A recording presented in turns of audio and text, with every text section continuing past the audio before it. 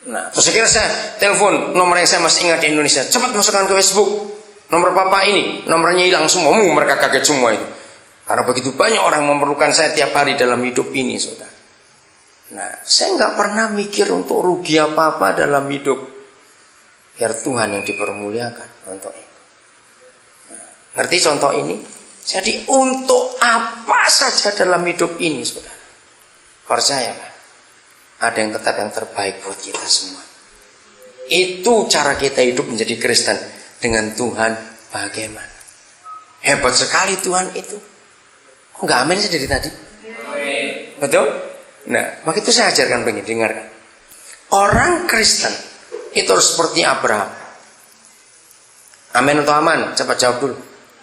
Dalam hal apa seperti Abraham? Ini penting sekali. Dalam hal saudara dan saya harus siap mengalami ujian untuk bisa melepaskan yang paling berharga dalam hidup ini. Kok nggak amin lagi? Betul? Yang paling berharga apa? Ayo, dalam hidup ini lepaskan. Ada yang jawab waktu. Betul. Berarti berikan waktu untuk orang lain. Apa artinya beri waktu untuk orang lain? Hibur orang susah, cara orang yang putus asa. Amin. Berkati orang yang kekurangan. Nah, itu cara kita menggunakan waktu yang paling berharga buat hidup kita. Oke, kita kembali lagi ke Yohanes 14. Jadi Kristen itu enggak ditentukan oleh ritualnya, tidak. Tapi bagaimana hidup kita sehari-hari. Untuk apa saja kita tanya. Ya. Mau belanja, siapa yang untung? Maka itu kalau saudara ikut saya, saudara akan aneh. Saya tuh kalau belanja jarang sekali hanya untuk kepentingan saya. Karena untuk niat saya sendiri itu sudah lebih dari cukup. Apalagi kami dua tuh makannya nggak pernah banyak. Tapi kalau saya shopping, kelihatan barang apa, tiba-tiba Tuhan ingatkan, beli untuk orang itu, kamu beli untuk orang itu. Dan bersyukur kepada Tuhan. Kalau dia suruh saya akan lakukan. Karena saya cuma bendahara. Semua milik dia. Jangan sampai bendaharanya kurang ajar, lebih kurang ajar dari bosnya. Begitu bos bilang keluarkan, nggak mau. Loh, yang punya duit siapa? Nah, seringkali kan kita kurang ajar kayak gitu, bukan? Tuhan yang punya duit minta keluarkan, bilang nggak mau. Loh, nggak tahu malu. Ngerti cara saya hidup? Itu kekristenan. Oke, ayat 20-nya ini menarik sekali. Ayat 14, pasal 14 ya. Pada waktu itulah. Pada waktu itulah. Nah, kita tanya dulu, waktu apa dan kapan yang dimaksud di sini? Ayo, nggak usah repot-repot. Sambung ke ayat terakhirnya sebelumnya itu. Yesus berkata apa di kalimat sebelum itu? Masa lupa? Saya ngomong dari tadi lama itu kan karena ayat itu. Aku hidup, maka kamu pun akan hidup pada waktu itulah. Nah, ini rahasia. Pada waktu kapan? Pada waktu kita jadi hidup. Karena hidupnya siapa tadi? Hidupnya Tuhan. Pada waktu itulah kamu akan tahu. Saya kagum sekali. Apa yang kamu tahu? Pada waktu itulah kamu akan tahu. Pada waktu aku hidup dan aku bagi hidupku dengan kamu, dan kamu jadi hidup gara-gara aku. Pada waktu itulah kamu akan tahu. Tahu apa? Ayo baca kalimat ini. Hebat sekali. Bahwa aku di dalam Bapakku, dan kamu di dalam aku, dan aku di dalam kamu. Ayo cepet-cepetan. Siapa di dalam siapa? Salah. Berarti sudah nggak jelas. Ini walaupun kalimat ini pendek, tapi artinya luar biasa. Siapa pernah lihat boneka Rusia? Tahu ya boneka Rusia? Tahu nggak? Lucu bukan? Satu gede, terus di dalamnya banyak kecil-kecil. Waduh, betul nggak? Istri saya punya boneka itu. Memang menarik sekali. Nah, itu gambarannya ayat ini. Pada waktu itulah kamu akan tahu. Ini luar biasa, saudara. Ayo pelan-pelan. Urut. Siapa di dalam siapa pertama? Lihat Alkitab saudara. Ayo cepat lihat, jangan lihat saya. Ayatnya kok lihat saya terus. Siapa dalam siapa yang pertama? Yesus di dalam apa? Oke, bayangkan dulu ya. Yesus dalam apa? Yang kedua siapa dalam siapa? Ayo, siapa dalam siapa? Ayo. Kita di dalam Yesus. Sudah bayangkan? Yesus dalam Bapa, terus kita dalam Yesus. Oke? Pertanyaannya. Misalnya ada setan goblok dan setan nekat. Kalau ada itu. Ya, pertanyaan bagus ini, penting kan?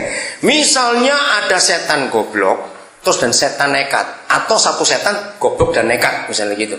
Salah satu pokoknya mau ambil kita yang sudah di dalam posisi ini. Posisi apa kita? Kalau saya pakai istilah militer, berarti kita dalam hal ini baru yang kedua, belum yang ketiga ya. Ini baru yang kedua.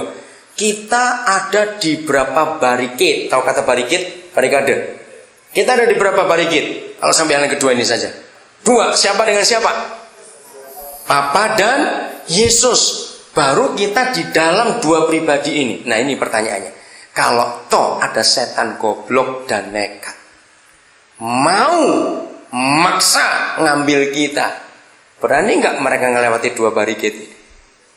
Loh, cepat jawab, saya tanya, berani nggak? Nah, apalagi setan pinter. Loh, nggak ngerti ya? Susah sekali saya ngomong ini. Apalagi setan pinter, lebih nggak berani. Yang goblok aja nggak berani kok. Saudara, pakailah logika anak-anak untuk mengerti firman. Firman itu jadi hidup. Nah, dari reaksi saudara mendengar saya ngajar, saudara itu kepinteran. Jangan sombong, saya bilang. Jangan salah ngerti. Karena kalau saudara pakai logika teolog Kristen yang umum, ya begitu, saudara mikir terus dengar saya ngomong. Ini kan gampang-gampang saya ceritain. Kenapa buat saudara sulit? Karena saudara nggak bayangkan, oh begitu cara berpikir. Selama ini pikiran saudara cuma pikiran agamawi saja. Harus doa pagi, harus doa puasa, harus baca Alkitab, harus begini. Enggak.